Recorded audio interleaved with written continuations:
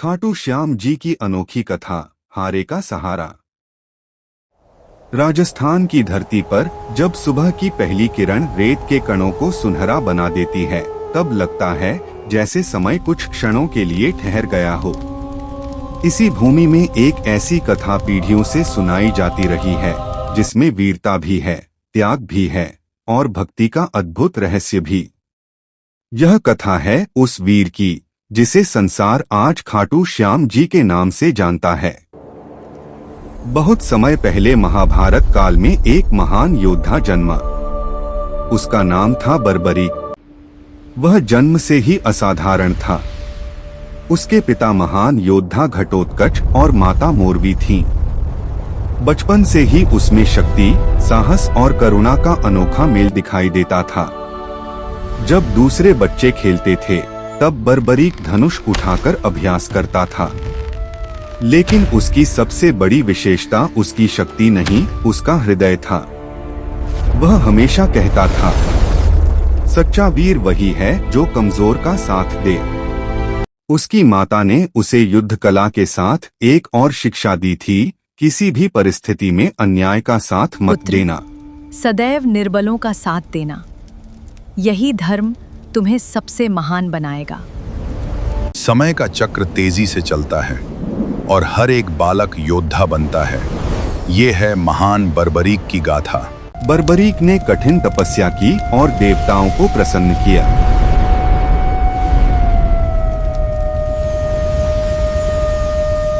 उसकी निष्ठा देखकर उसे दिव्य शक्तियां प्राप्त हुई। कहा जाता है कि उसे ऐसे बाण मिले जिनकी क्षमता अद्भुत थी। एक बाण लक्ष्य चिन्हित कर सकता था और दूसरा उसे पूर्ण कर देता था। लेकिन शक्ति जितनी बड़ी होती है, उसकी परीक्षा भी उतनी ही कठिन होती है। इसी बीच महाभारत का युद्ध निकट आ गया। धरती पर धर्म और अधर्म के बीच निर्णायक संघर्ष होने वाला था।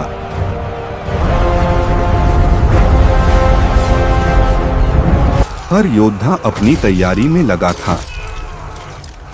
जब बर्बरीक को इस युद्ध का समाचार मिला, तो उसके भीतर भी उत्साह जाग उठा। वह अपनी माता के पास गया और बोला,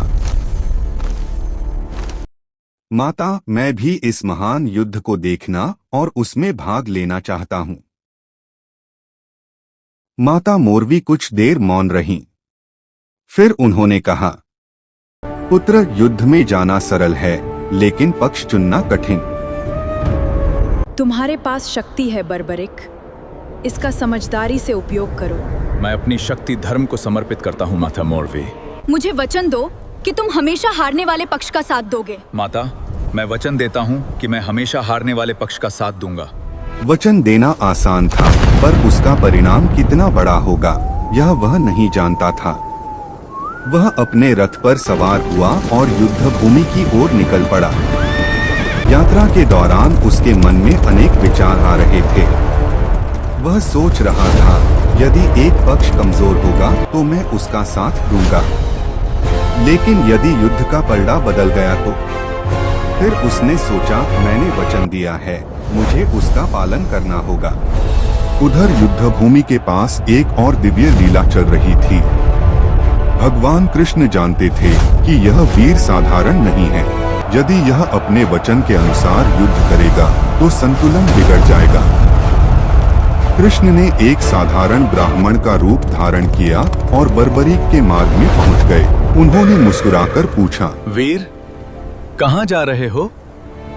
महाभारत युद्ध में भाग लेने जा रहा हूँ। तुम्हारे पास कितनी शक्ति है? ब्राह्मण ने पूछा, तुम्हारे पास कितनी शक्ति है? असीमित। बर्बरीक मुस्कुराया,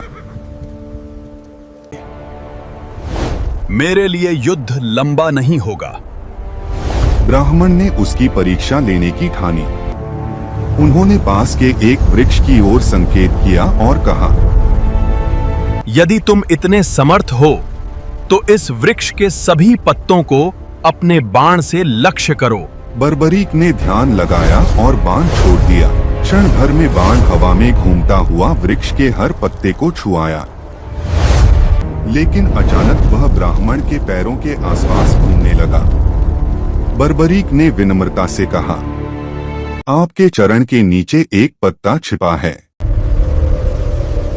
कृपया अपना चरण हटा लीजिए, अन्यथा बाण अपना कार्य पूर्ण कर देगा। ब्राह्मण मुस्कुराए। वे समझ चुके थे कि यह वीर वास्तव में असाधारण है। फिर उन्होंने पूछा, युद्ध में तुम किस पक्ष का साथ दोगे? यदि तुम युद्ध में उतरें तो किसका साथ दोगे? मैं हमेशा हारने वाले पक्ष का साथ दूंगा।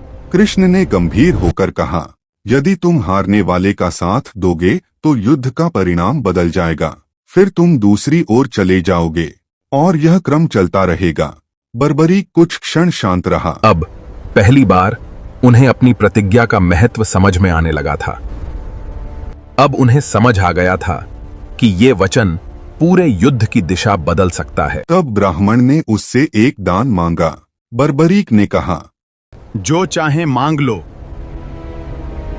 यदि तुम सच में दानी और वीर हो तो मुझे अपना शीश दान में दे दो। क्षण भर के लिए समय जैसे रुक गया। एक योद्धा के लिए जीवन सबसे बड़ा धन होता है, लेकिन बर्बरीक ने अपने वचन और धर्म को देखा। उसने पूछा, आप कौन हैं? तब ब्राह्मण रूप समाप्त हुआ और भगवान कृष्ण अपने दिव्य स्वरूप में प्रकट हुए। प्रभु, बर्बरीक ने तुरंत यदि प्रणाम यह किया। आपकी इच्छा है उसके तो मैं चेहरे पर अपना शीश आश्चर्य अर्पित नहीं, करता हूं। शांति थी। उसने कहा, लेकिन मेरी एक इच्छा है, मैं इस युद्ध को अंत तक देखना चाहता हूं। कृष्ण ने उसका अनुरोध स्वीकार किया। बर्बरीक ने प्रसन्न मन से अपना शीश दान कर दिया। यदा यदा हि धर्मस्य ग्लानिर्भवति भारत। उसका शीश एक ऊंचे स्थान पर स्थापित किया गया ताकि वह पूरे युद्ध को देख सके। युद्ध प्रारंभ हुआ। 18 दिनों तक पृथ्वी कांपती रही। महान योद्धा आए और गए, रणनीतियां बनी और बदली, लेकिन बर्बरीक केवल देखता रहा। उसने देखा कि जहां मनुष्य अपनी शक्ति पर गर्व कर रहे थे, वहां किसी अदृश्य शक्ति का संचालन भी चल रहा था। युद्ध समाप्त हुआ, पांडव विजयी हुए। तब प्रश्न उठा, सबसे बड़ा योगदान किसका था? हर कोई अपने अपने उत्तर देने लगा। जिसने पूरा युद्ध देखा है वही बताएगा। सब बर्बरीक के पास पहुंचे। उन्होंने पूछा, बताओ, तुम्हें इस युद्ध का सबसे महान योद्धा कौन दिखाई दिया? बर्बरीक ने उत्तर दिया, प्रभुद, वहां कोई और नहीं लड़ रहा था। मैंने जहां भी देखा केवल आपकी ही शक्ति कार्य कर रही थी। फिर उन्होंने आशीर्वाद दिया, तुम्हारा त्याग अमर रहेगा। कलयुग में लोग तुम्हें श्याम के नाम से जानेंगे और जो सच्चे मन से तुम्हें पुकारेगा उसकी पुकार सुनी जाएगी। समय बीत गया, युग बदल गए, लेकिन वह आशीर्वाद जीवित रहा। कहा जाता है कि वर्षों बाद राजस्थान की भूमि पर एक स्थान पर दिव्य संकेत मिलने लगे। लोगों ने खोज की और वहां से एक पवित्र शीश प्राप्त हुआ। श्रद्धा के साथ उसकी स्थापना की गई। धीरे धीरे वहां भक्त आने लगे। किसी ने मन की शांति मांगी, किसी ने साहस, किसी ने नई शुरुआत, और लोगों ने अनुभव किया कि यहाँ आकर मन हल्का हो जाता है। यही स्थान आगे चलकर खाटू धाम के नाम से प्रसिद्ध हुआ।